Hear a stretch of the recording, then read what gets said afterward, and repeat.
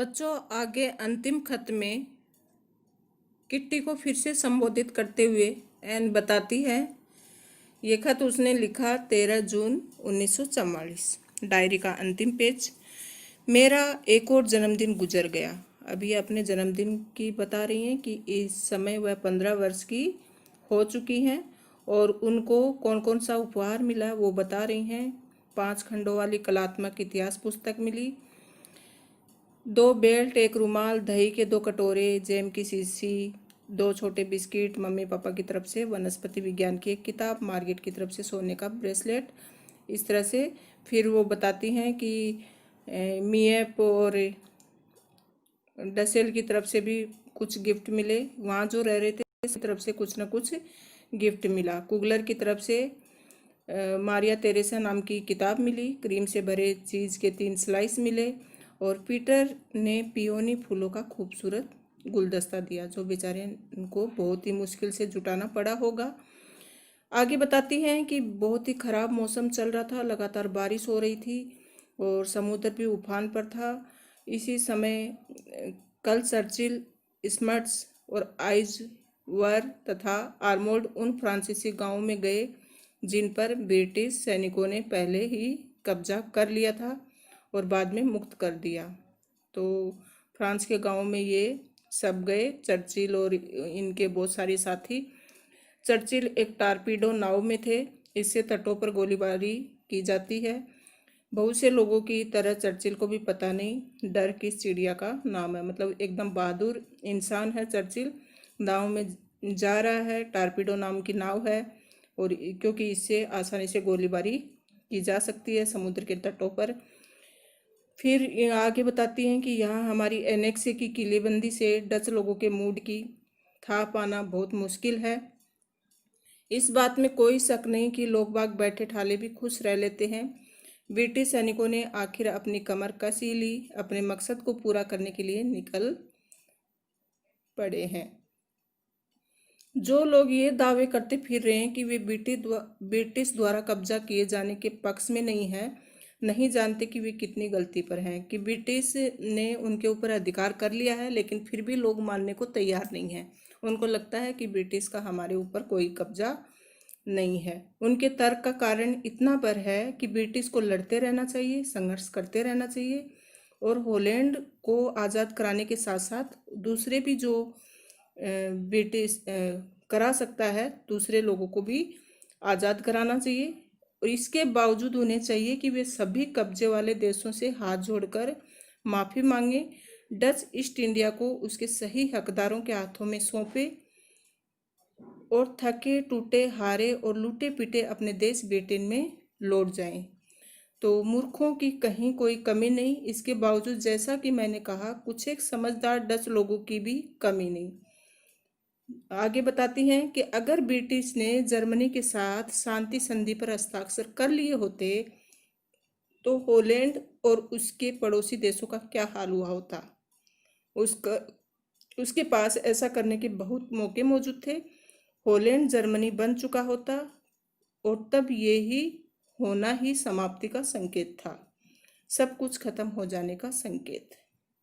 तो ऐसे बहुत सारे डच लोग हैं जो ब्रिटिश को हिकारत की दृष्टि से देखते हैं, ब्रिटिश की खिल्ली उड़ाते हैं और उसके बुढ़ाते लॉर्डों की सरकार को ताने मारते हैं, उन्हें कायर कहते हैं। इनके बावजूद जर्मनों से नफरत करते हैं।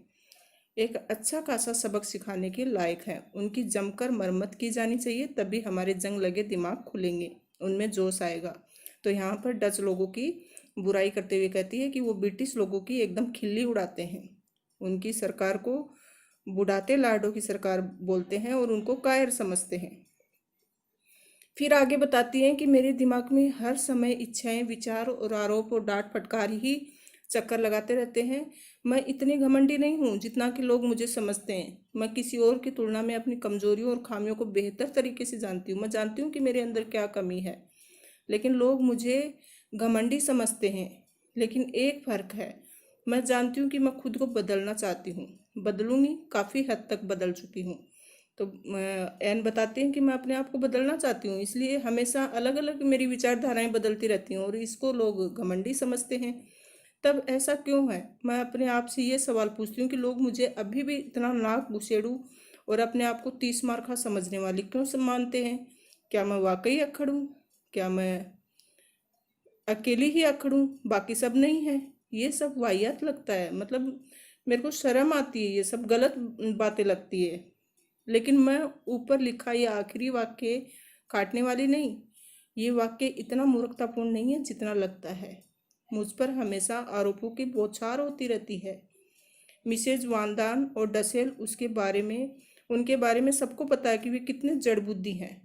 तो मतलब मिसेज वांदान को और मिस्टर डसेल को वो एकदम मूर्ख समझती हैं कि उनके पास दिमाग ही नहीं है। मूर्ख जिसके आगे कोई विशेषण लगाने की जरूरत ही नहीं। मूर्ख लोग आमतौर पर इस बात को सहन नहीं कर पाते कि कोई उनसे बेहतर काम करके सिखाए। तो इसके लिए मिसेज वांदान और डसेल को मूर्खाधिराज बोलती है कि मूर्खों के भी राजा हैं वो, तो है ना। तो इस तरह उनको तो उनकी मम्मी के बारे में बताती हैं।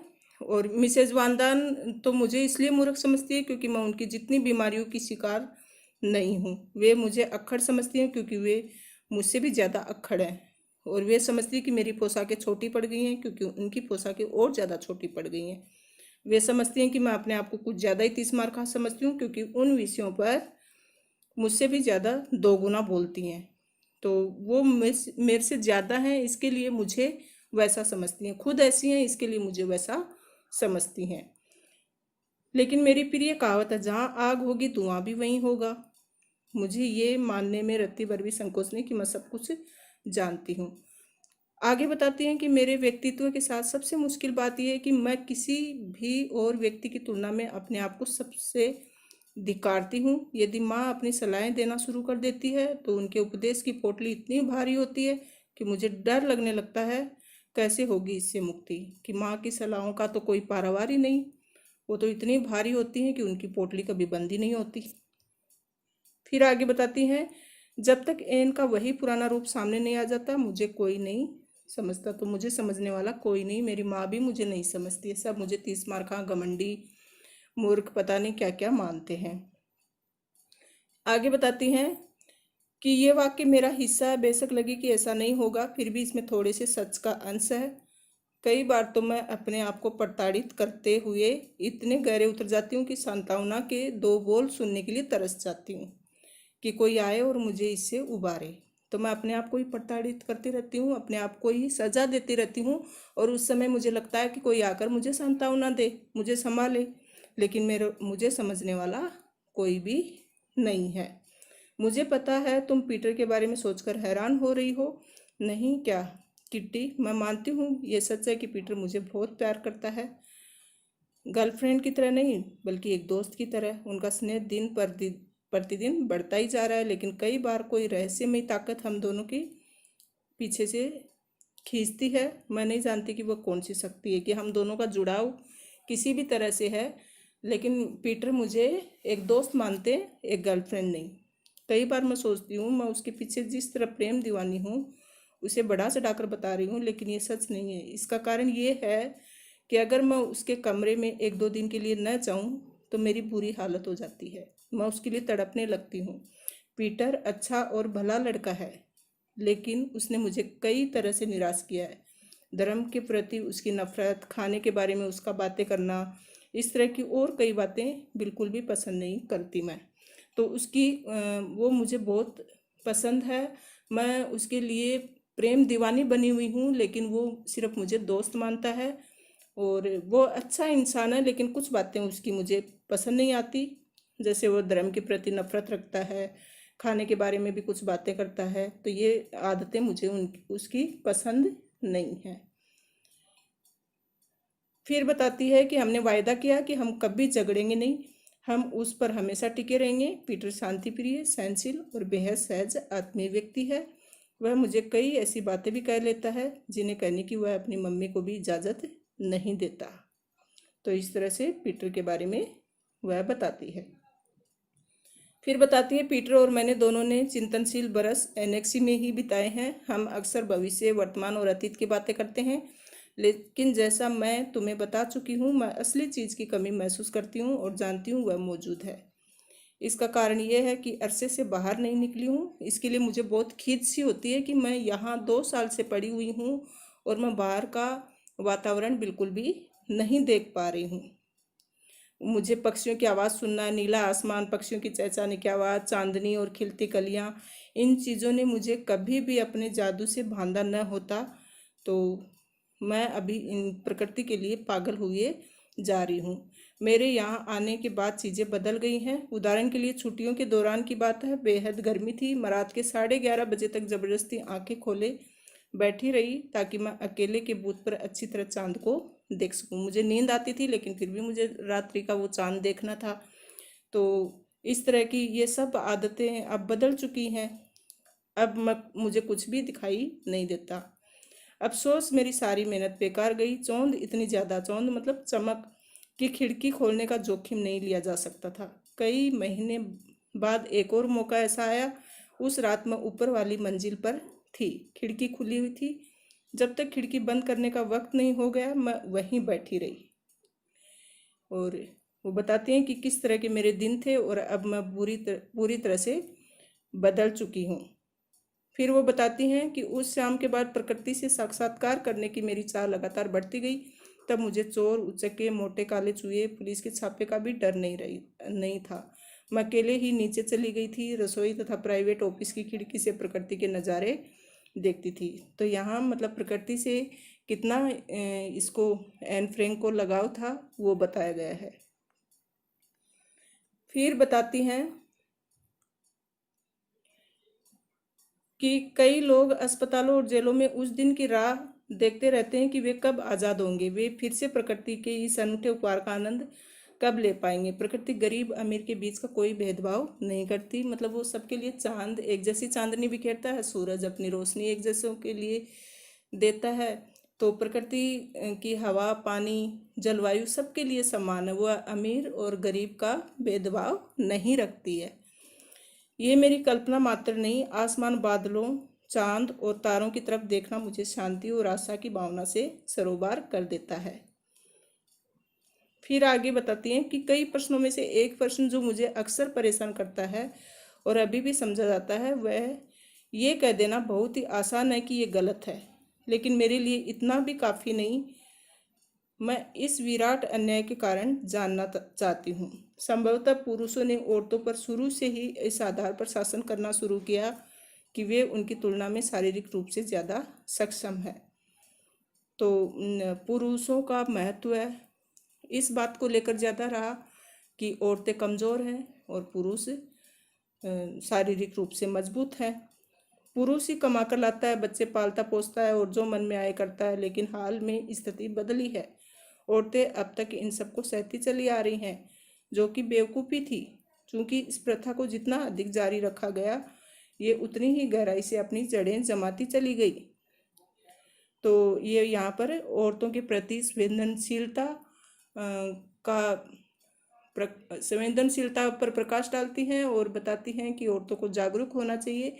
अभी तक जो स्थिति थी कि पुरुष प्रधान ही समाज रहा है, पुरुष ही कमा कर लाते हैं, बच्चों को पालते हैं, ये अब कहीं ना कहीं बदलता हुआ दृश्य नज़र आ रहा है समाज में। अब ऐसा नहीं रहा है। इस प्रथा को अभी ज़्यादा दिन नहीं टिकना चाहिए। फिर वो बताती हैं कि सौभाग्य से शिक्षा, काम तथा प्रगति ने औरतों की आंखें खोली हैं। कई देशों में तो उन्हें बराबरी का हक दिया जाने लगा। कई लोगों ने, कई औरतों ने और कुछ एक पुरुषों ने भी अब इस बात को महसूस किया है कि इतने लंबे अरसे तक इस तरह की वाहियात स्थिति को झेलते जाना गलत था। तो बहुत सारे देशों ने समान अधिकार औरतों को दिए हैं और आगे आगे शिक्षा प्राप्त कर औरतें हर क्षेत्र में आगे बढ़ रही हैं। तो ये स्थिति, आधुनिक महिलाएं पूरी तरह स्वतंत्रता का हक चाहती हैं और वो दिन दूर नहीं है कि महिलाएं एक दिन पूरी तरह स्वतंत्र हो जाएंगी। तो बताती हैं कि महिलाओं का पूरा सम्मान किया जाना चाहिए। महिलाओं के अधिकार के लिए एन फ्रैंक 13 साल की होते हुए भी इतनी जागरूक थी। आमतौर पर देखा जाए तो पूरी दुनिया में पुरुष वर्ग को समान मिलता है, तो महिलाओं ने ही क्या कसूर किया है कि वे इससे वंचित रहें, उन्हें अपने हिस्से का सम्मान नहीं मिले। सैनिकों और के वीरों का सम्मान किया जाता है, उन्हें अलंकृत किया जाता है, उन्हें अमर बना डालने का कोई शौर्य प्रदान किया जाता है, शहीदों को पूजा भी जाता है। लेकिन कितने लोग ऐसे हैं जो औरतों को भी सैनिक का दर्जा देते हैं?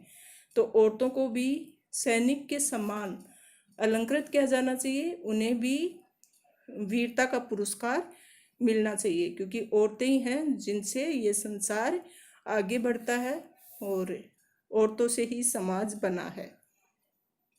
मौत के खिलाफ मनुष्य नाम की किताब में मैंने पढ़ा था कि आमतौर पर युद्ध में लड़ने वाले वीर को जितनी तकलीफ, पीड़ा, बीमारी और यंत्रणा से गुजरना पड़ता है, उससे कहीं अधिक तकलीफें औरत बच्चे को जन्म देते समय झेलती हैं। और इन सारी तकलीफों से गुजरने के बाद उसे पुरस्कार मिलता क्या है?